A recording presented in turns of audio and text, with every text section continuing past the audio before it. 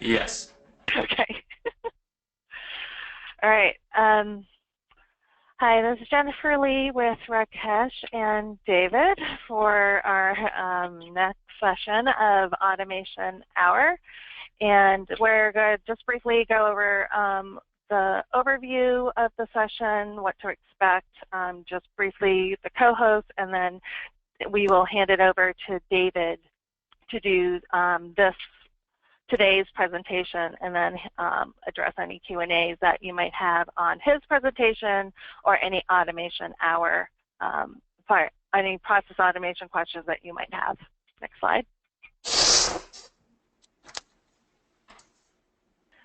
All right, so the general overview of the automation hour for those who didn't attend the first session is that we'll have a presentation, so like David or a guest presenter that will do probably like a 40-minute presentation on a use case and a process automation solution, and then we'll have question and answers. So as you're listening to the presentation, definitely use the chat function to post your questions, and we'll hold those answers until the end so that everyone else can hear your questions.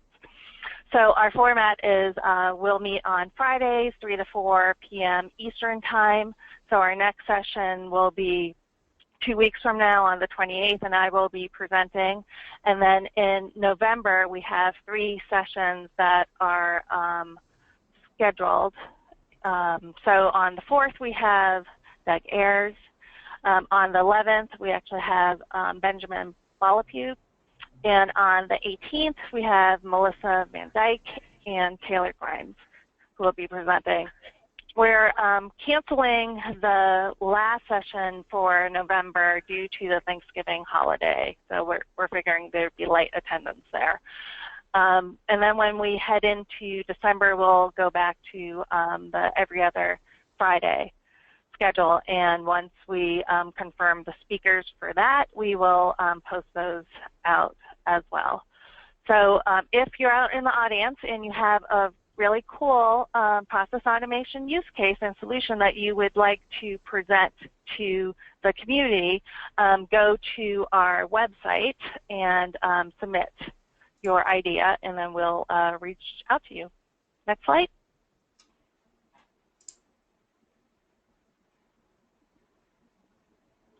So for your session, we'll mute all the lines except for the presenter. So again, as you have questions, use that chat function, and post-session, if you continue to have any questions on what you heard, continue that discussion on the success community, the Salesforce Automation Hour, if you have not joined that.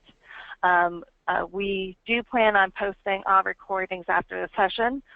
For those who attended the first session, we have not yet posted that recording. We did have audio issues with that, so we, with Dreamforce and vacations and whatnot, we have not yet re-recorded the first session, but that is our plan in re-recording that and getting that posted out to the community as well. Next slide.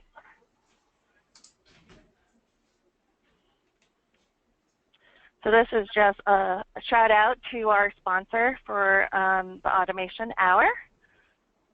Next slide.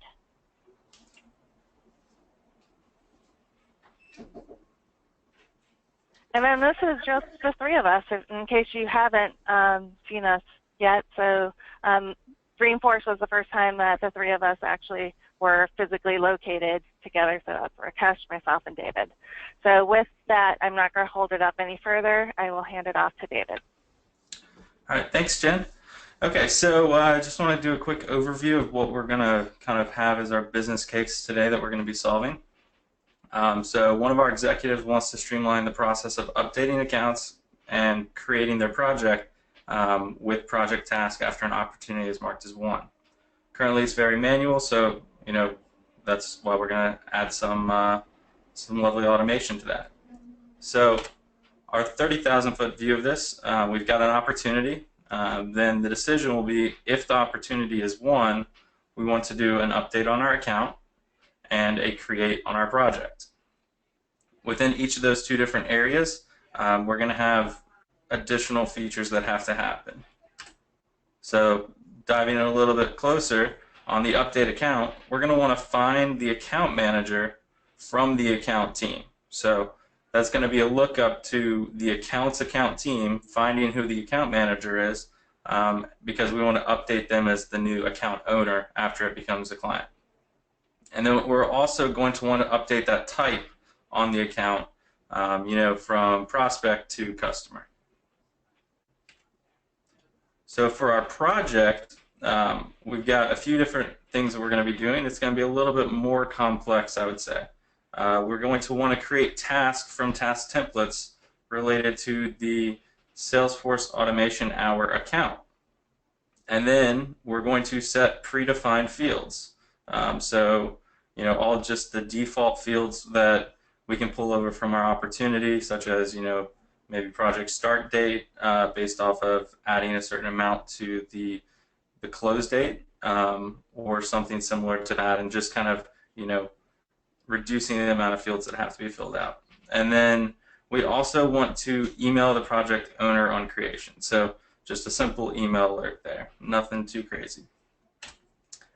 Now, I've already gone ahead and made a process builder and visual flow for us, and we're going to touch on the 3 different ways that we can debug this, because there's going to be problems, as there normally are whenever you build something within Salesforce, where you don't think of every use case until a end user decides to go in there and find something that you didn't think about and causes a flow error or something else like that. So the first one is going to be fault email alerts. That's when something goes wrong. I'm sure most of y'all that have used Process Builder or Flow have gotten those lovely emails into your inbox. The second option that we have is debug logs. That's a little bit more of a developer kind of way to go about it, because you're going to be looking at everything. It's a little bit more kind of code language that can be somewhat scary at first. So we've got the debug logs there, and then the screen elements, which is going to be kind of today's main focus. We're going to go through both fault emails, we're going to go through the debug log, and then we're going to use the screen element to kind of give you a different option for how you might want to debug your flow. I really like the screen elements as opposed to the debug log, just because typically when I'm using that, it's because I'm trying to debug specifically my flow, and it just kind of helps me not have to cause the event to happen and then from there have to go read the debug log and find where I'm at. With the screen elements, I'm able to really just step through screen by screen and see where I'm not getting the value that I was expecting. So with that, it is demo time. Sorry for the pun. All right, so first things first, we've got our opportunity here. We've got Edge Community Implementation. So in this case, this is kind of we'll talk about it as if it was a Salesforce partner that is bidding on an implementation. So we've got a rate, we've got the number of hours, amount, close date, and then, in this case, our stage is currently at 90%. All right, so we want that automation to happen on closed one. So let's open up our flow and just kind of walk through real quick before we trigger it.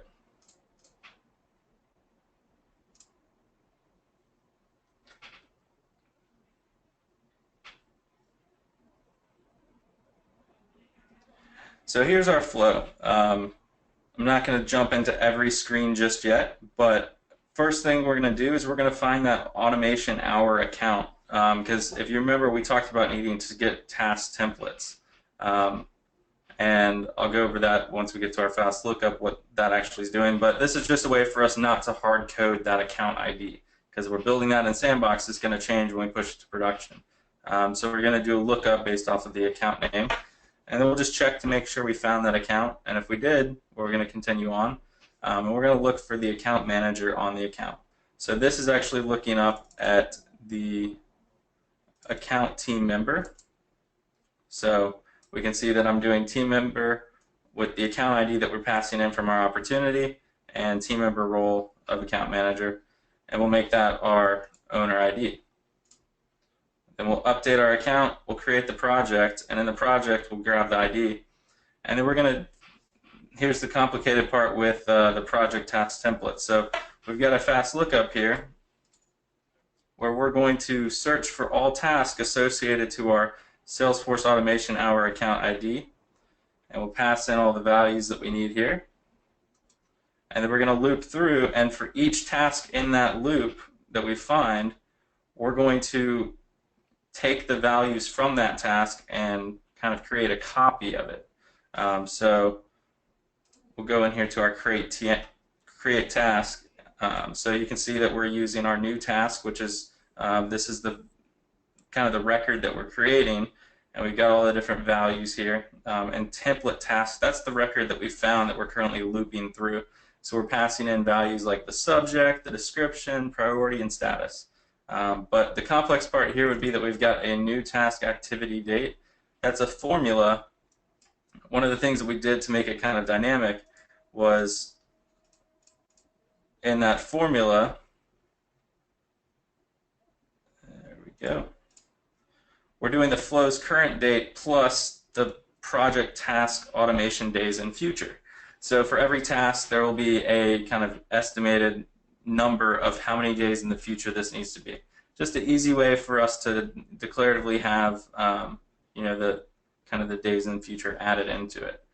So with that, we'll add it to a collection, and then we will, at the end of that loop, go in and create all of those tasks to the record that we were on. And then after that has happened, we will alert our project owner. So pretty complicated, a lot of moving parts here, and I'm sure there's some mistakes. So we've got our process builder here. We've got when an opportunity is won is true, and that fires our flow. So that we're just passing in those values from our opportunity that we're going to reference, and that's all there is to it. So let's jump back over to our opportunity, and let's see what happens when we move it from the stage of negotiation review to closed one.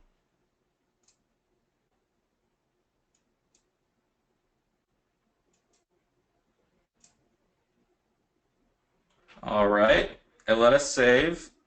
Let's jump over to our account.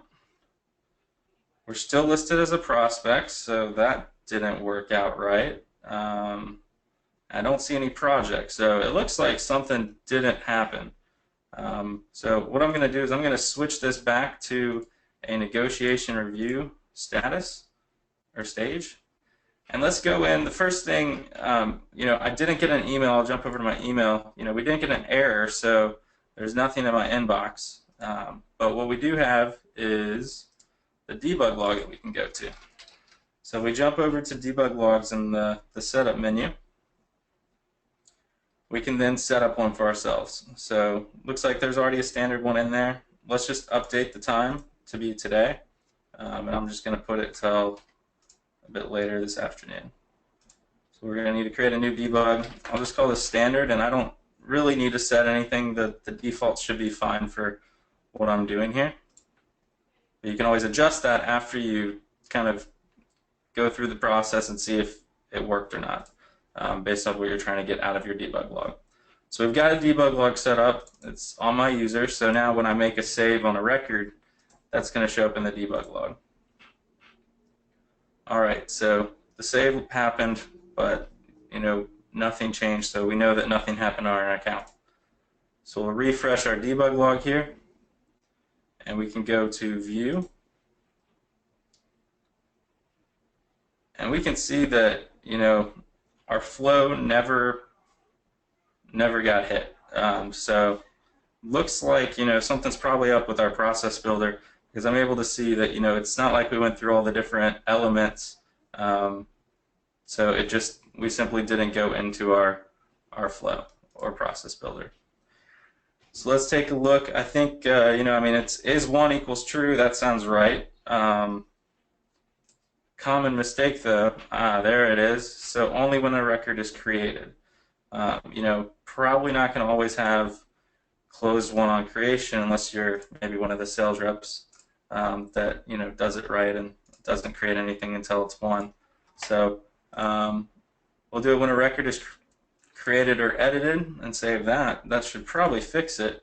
But then we also probably want to go down here and check the advanced, make sure that this is only going to happen when an opportunity is marked as won. So this means that it's only going to happen when it previously wasn't a won opportunity, but now is. Depending on your logic, you might want to spend a little bit more time to make that really exact. But for now, we'll keep it as is.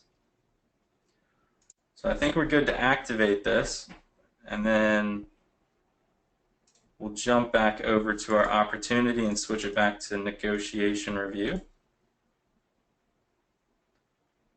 All right, so now let's move it back to closed won, and we get an error. So something went wrong. Not really sure what went wrong yet, but I just got some emails. So let's take a look at our emails here. This one, pretty self-explanatory, tells me that the owner ID cannot be blank. So here's how we're able to reference the Flow's email alert that it sends us when something messes up to really see what the error is nice and plainly right up there at the top. There's all the different sections down here, which are the different elements that we've kind of navigated through, but that's kind of all fluff for the point of just trying to find what caused this error. All right, so let's jump over into our flow and see, based off of the owner ID, we're trying to get that on the account manager field. What happened here? So it looks like we're filling one out, but maybe we didn't find one. Maybe there's something up with our account. So let's check to see if we even have an account manager. So I see a channel manager and I see a sales rep. For some reason, Cody needs to be added into as an account manager. I guess I did a bad job of data loading the account teams in earlier, so that's why there wasn't one. So let's go back to our opportunity and see what happens now that we've got an account manager in there.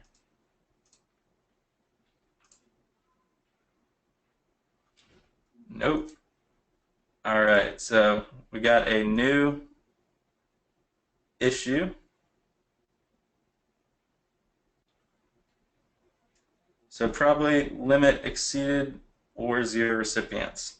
So what happened there is typically with that scenario, you're sending out an email alert, but there's no recipients. So you can always Google that, try to figure it out that way.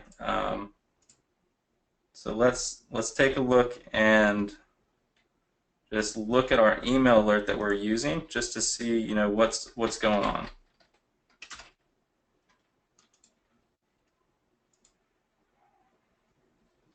So we're doing it off of the related user owner. So let's just jump in and look at our creation of the project and see if we filled out an owner field. It looks like we didn't, so this is a custom owner field. It's not the standard one because we have projects set up as a master detail, so we'll want to just put in the owner and then fill out that owner ID.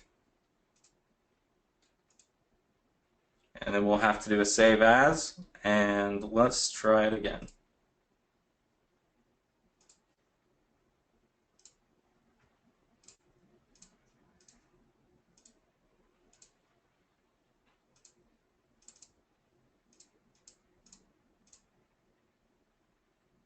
All right, it let us save. Let's see what happened. We see, we got a project that created here.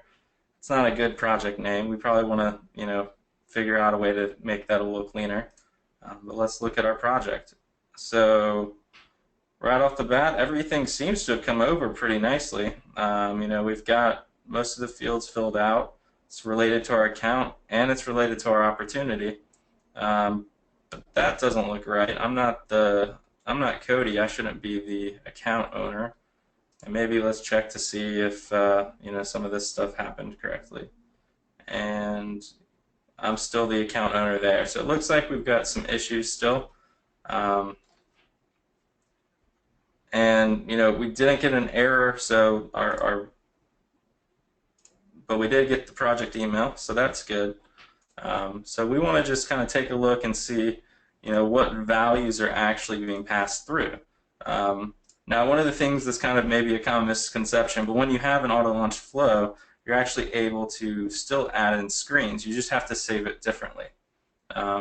So what I'm going to do, let's go back and kind of, just delete this project.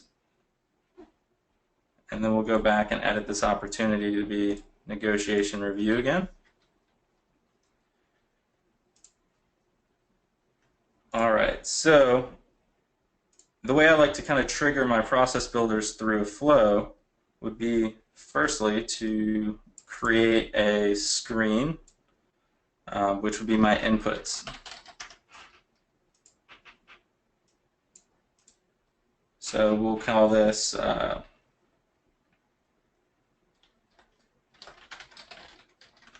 opportunity ID, and I can grab that ID from here.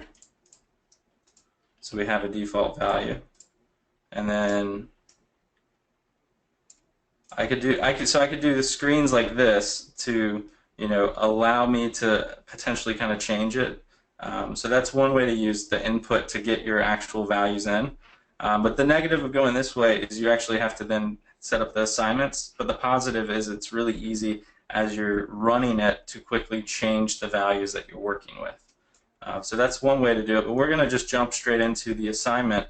And if you remember through our process builder, we need to fill in the account ID, the hours, opportunity ID, and rate. Those are the values that we need. So we got our account ID, our opportunity ID, our rate, and hours.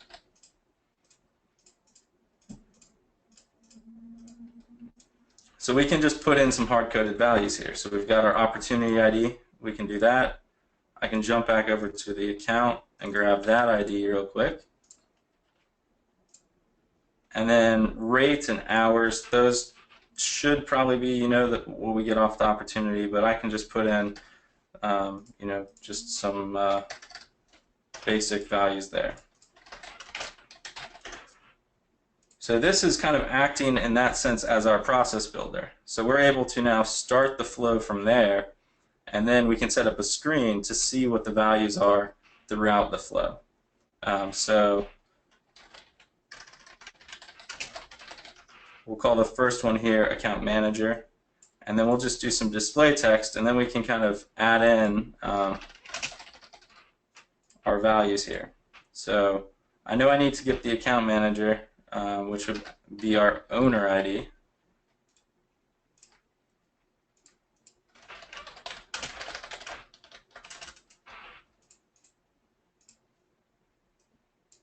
So I think at this point, everything seemed fine, except for, that we got the wrong owner. So I could bring in more fields there, but right now I'm really just focused on that account manager. So we'll set that up, and then I'll update that. And then, our account update here, let's just look in here. It looked like we didn't even add in the type. So we probably want to go add in type as customer. We'll just say customer direct. So that should probably solve the type issue. And then that owner ID is the same field, so we don't really need to put in another screen here. But we probably want to put in a screen between the project just to know that we've got the project ID and everything's good there. So let's quickly create one for the project.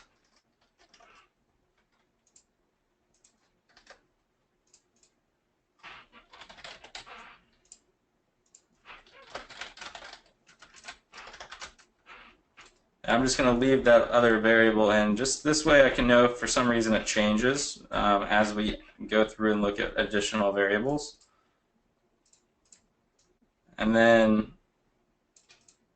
I didn't really cover it too much, but it didn't look like we had any tasks. So what I want to do is I actually want to see if we have anything in our looped values. So we'll check on that as well.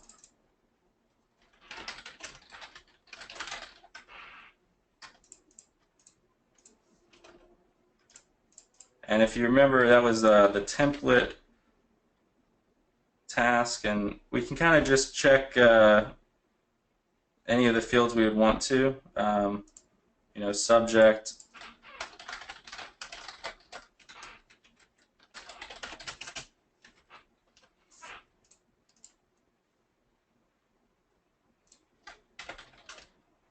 and then we haven't created a new task, but we could do that as well further down after this assignment if we felt like we needed to. You don't have to create a screen for every single element to start out. And then we probably want to just kind of go from there, see what's going on. Just in terms of time, I don't want to add too many more screens here. So let me hit a save as, and you notice it automatically defaults to the type of flow. So flows can't be run in Process Builder, but we can run it manually here. So when I hit run, we get account manager is this value. So we can go into another screen and paste that value in. And that takes it to me. So for some reason, we didn't get the right value. So unlike with a debug log, I can quickly just X that screen out, and then we can look in and find out something's going on here. It's going to probably be in this record lookup because the other two are pretty static there. So we've got the account ID and account manager. That's the filter we wanted. But oh, look, it's the last modified ID instead of the ID of that user. So we want to get the user ID instead of last modified by, because it was me that created it. So that's probably the issue there. So let's hit run after saving it one more time. So we got another user ID. We'll jump in and just see if this is different. And that's Cody. That's the user we were looking for. So that's good. We'll jump over and hit next. So we've got our account manager, still Cody, right? Yep. And then we've got a project ID. So that looks to be going well. We could jump over and look at the project, but I think that wasn't an area of issue. And then now we've got an unhandled fault. So something went on. And we're getting David? missing required field account. Sorry? David, this is Jen. We've received a question in terms of zooming in on the email. It's a little hard for folks to read. Oh, yeah, sorry. Thanks. Hopefully that's a little better. Much better. Thanks. So required fields are missing account. All right. So it looks like, based off of the fact that we saw the project screen and then we failed here, that something's probably going wrong here. So if we look at our loop, we've got a collection of task templates, and then we've got a template task, and then we're using that template task to create a new task here. It looks like we probably need to have that that account ID not part of the task here, so we're probably good. It might just be something else, but let's maybe look and see if we have any templated tasks. So if we go over to our Salesforce Automation Hour, I see we don't even have any activities. So maybe that's part of the issue there. So let's create a kickoff call. We don't need a due date. What we're going to do is use this automation days in the future as our due date, and then 14 days in the future we'll say status call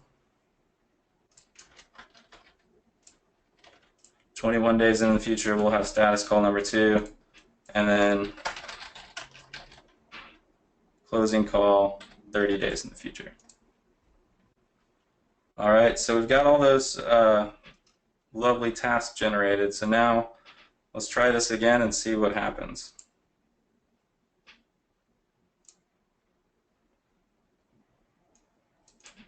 Looks like that was the issue. We were trying to look for records that simply just didn't exist. So we were going into a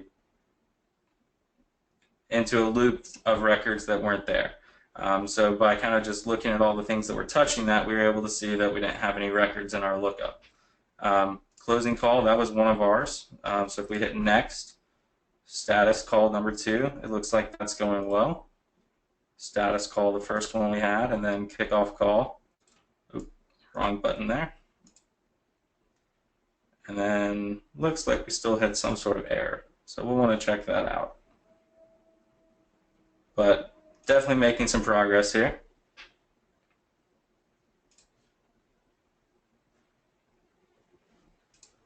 So let's see what our error was. So create project was the flow. Required fields missing on the account. Oh, it looks like we don't have an account ID. So that might be a little bit of a problem.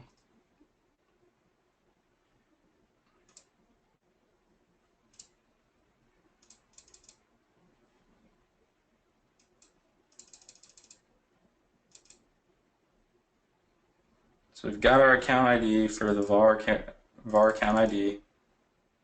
It's being set up here.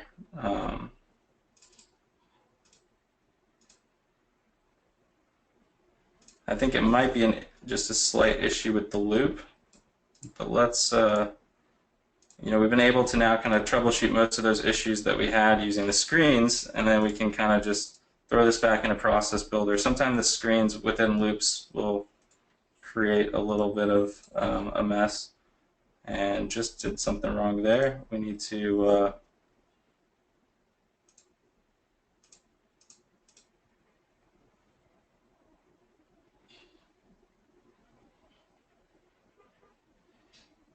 I'm missing a connector between the record create and that would be, yeah, forgot to tie it back all together. Thank you, Jen. Alright, so you got to make sure you switch it from flow to auto launch flow. So that's the way you can quickly just move from a flow to a process builder auto launch flow as you're looking to debug it. So just because you're trying to make it automated doesn't mean you can't use process builder, or can't use flow and use that kind of way to bypass it. Alright, so we're going to switch this to closed one, and let's go look at our communications, customer and direct. That looks good. We've got a few extra projects. We could clean that name up, but wrong record.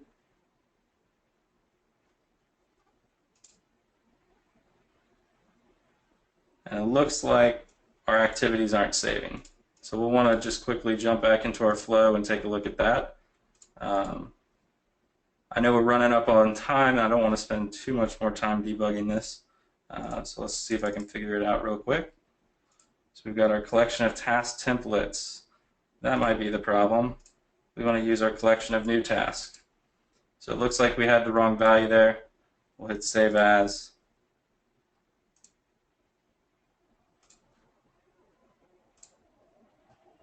And let's go back to our opportunity.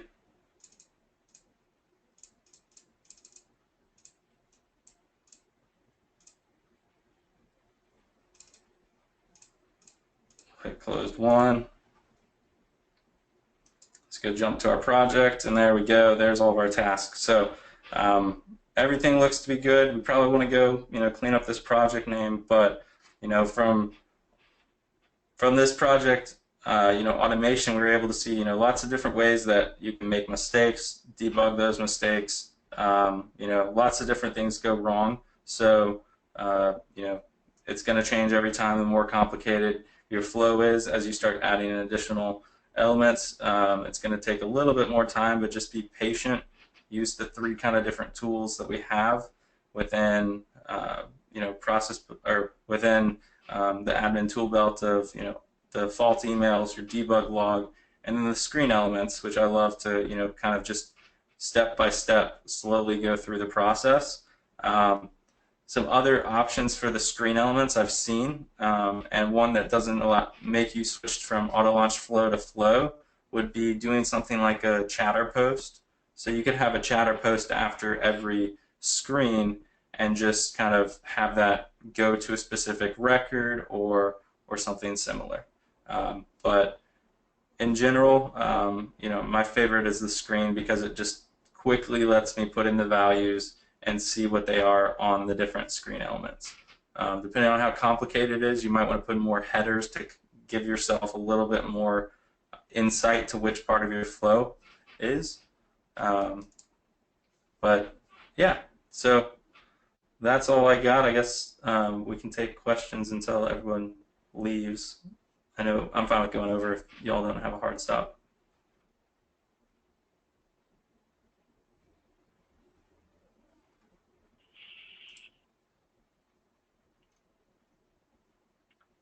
Okay, so we do have a few questions here. Can you save your screens as disconnected items for future use? I've not done that. Let me, I don't think so, but I've never Mm. tried that before. Let's try it out. Yes, you can. You can? You can have number of items that are disconnected. So it might be possible you have three Oh, elements in a flow and only one act as a main element, and both two are not connected. So yes, you can have those. so this, you can have it if you're using a flow, but if you're using an auto-launched one, you can't No, have then screen that's visible. then not possible. But that'd be a use case possibly for going the chatter route because you would get to keep it as an auto-launched flow. Yeah, that's one option.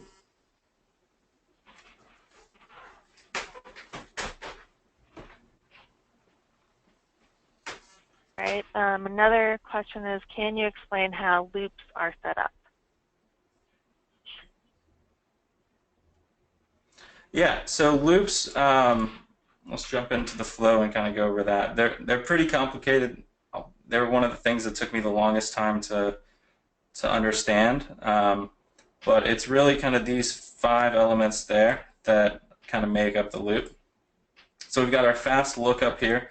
And the fast lookup, think of that as like either a list view or a report where you're saying, give me all the tasks that meet this criteria. Or, you know, you can make it, give me all the contacts or opportunities or whatever it might be. So in this case, we're, you know, saying, give me all the tasks that are part of that Salesforce Automation Hour account ID that we found earlier. And where it gets confusing is instead of, you know, dealing with one record, we're now dealing with a collection. So you've got to create a S-object collection variable, and that houses multiple records. And then you want to say the fields that you're going to reference within there. So if you try to reference a field that you don't specify here, it's going to cause an error. So these were all the fields I needed to specify, so those are what I put in.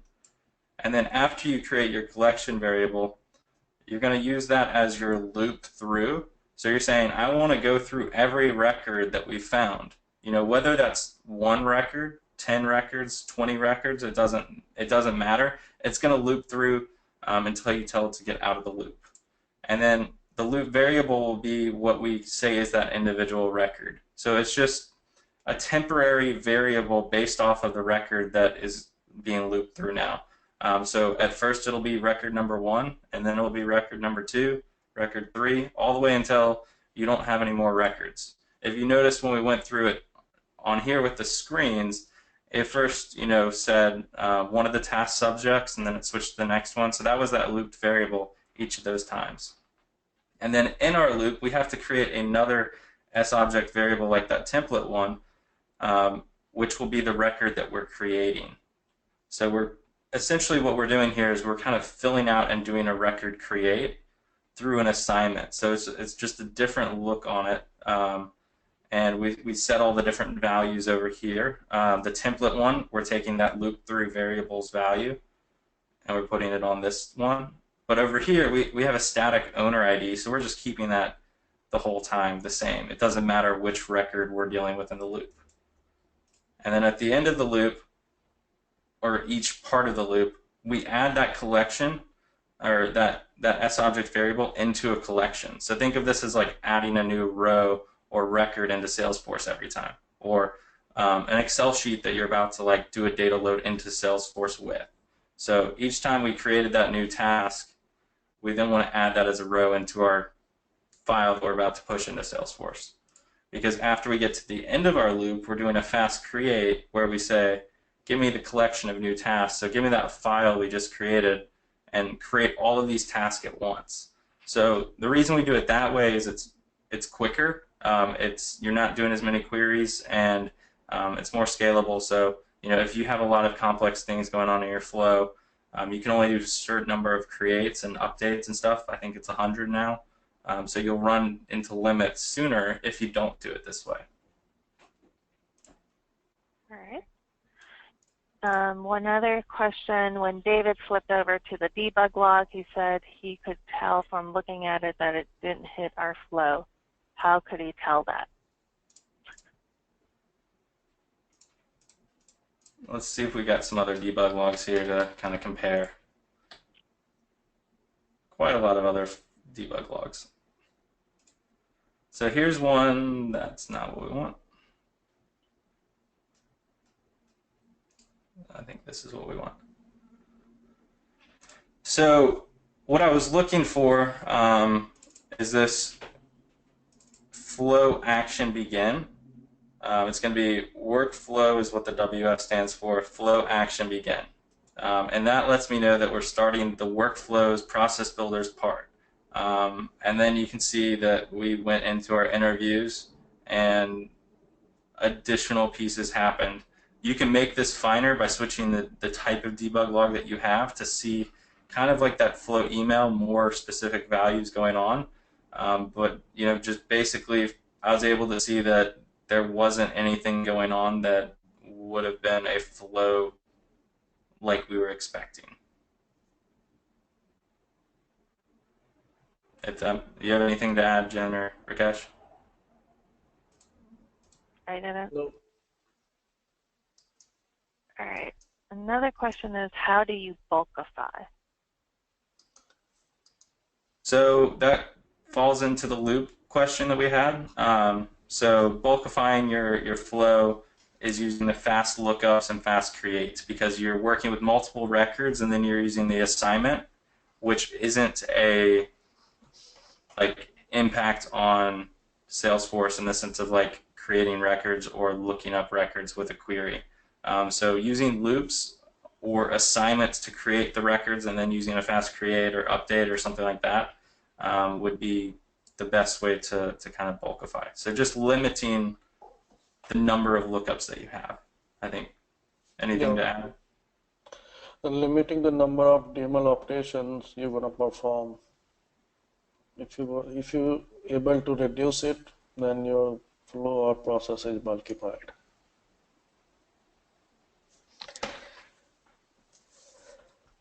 Okay, this is going to be a slightly long question here from Rick. I am considering setting up a project flow similar to this. My thought is to allow the project team to manage the task on a custom object with an active, inactive option for each task when they create the record on a custom object with the task attribute and set the value to active for the record. The flow would create a collection based on these active custom task collections in the custom object. My question is there a best practice around this? What would you suggest to allow an end user to manage what tasks dynamically get created during the flow? And if this is something that we post to Chatter afterwards, it might be a little more detailed. I mean, I think maybe it's something we focus on afterwards, but I think it would just be maybe, in this case I had a default account. Maybe you would have an account per person where they could have like their default task that they want, and then you could put in like a filter where you only take task with a checkbox or something. So before they save the opportunity as one, you could they could uncheck a box if they didn't want that to be created, maybe. I mean, there's probably a lot of different ways you could go about it, but that's just, I guess, off the top of my head, one option. I don't know if that's a great option, though. Okay, and then there's two questions about the project task template. What is it? And then there's a fast lookup of task template. Just curious how the template is created. So that's through the fast lookup. We've got the Salesforce Automation Hour. So we're doing a lookup to find this account, and then we're finding all of the activities associated to this account. And I'll jump into one of them, but we're just taking the values here, like the subject, if there was a comments or description, the status, priority, that kind of stuff, and then also number of days in the future. And then we're taking those values and creating a new one with it. So it's just in that sense, it's a template of the task that we're going to create for every closed won opportunity. It's just, there's not necessarily anything special, just to kind of throw more complexity into this flow, and show you if you wanted to have, fast lookups looping through things to create something new, you could do it. Not sure if that answers that completely, but it was just more to show a concept. Okay. Anybody else have questions? I don't see any more in the questions window.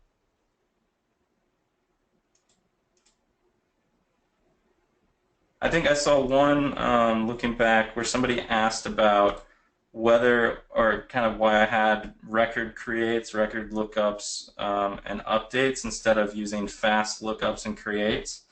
That's a good question. I've seen that brought up multiple times. I don't think that there's necessarily, like, unless you're trying to bulkify and working with multiple records, I don't think there's really a right or a wrong way to do it. I just think for somebody learning flow, that a record lookup, a record update, and a record create are easier because you're only ever dealing with one record. It's just a simple variable value. I think once you start dealing with the S-object variables, those are obviously a little bit more scalable, maybe, in terms of you can move it then from like one record to many. But I think it's a little bit more of a barrier to entry for somebody trying to learn flow. I would agree with that. All right, one final question here. What is the project object? So the project object, you could think of it as like implementations. You could think of it as maybe cases. It's just after we win our opportunity. Let's say we're a Salesforce implementation provider, and we just signed a deal for 600 hours at $150 an hour. That's what we're now creating as our project, which let's say is a Sales and Service Cloud implementation. So along with that implementation, there's going to be different tasks that we want. This is a really basic version of that. You probably would be using more like milestones or something. But yeah, this is just kind of a basic custom object to kind of show something that run across quite a lot. People that sell software that have to do an implementation, they typically will do this in their orgs. Whether or not it's called projects or implementations or they use cases is up in the air, but the concept's kind of the same.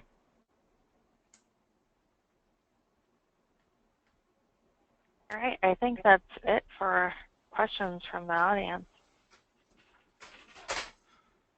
Going once, going twice. Oh, hold on, one just came in. Does flow run while deploying in production?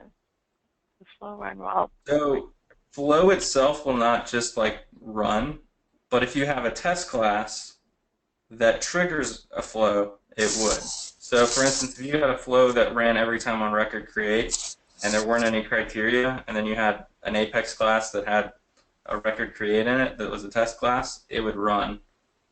But if it, I think that would be how I would describe it.